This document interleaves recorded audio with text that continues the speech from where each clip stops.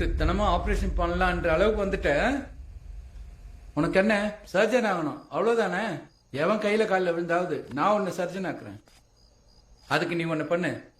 இந்தா இத பிடி. இங்க நேரா ஒரு கோடு.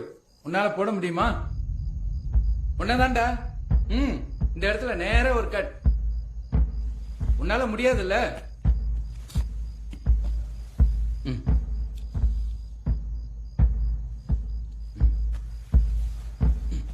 உனக்கு எவ்வளவு சொன்னாலும் நிலைமை உனக்கு புரியாதா?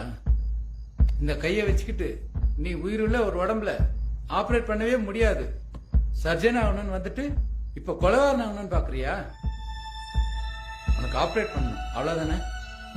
அதுக்கு வழி நான் சொல்றேன். ஒழுங்கா நான் சொல்றதை கேளு.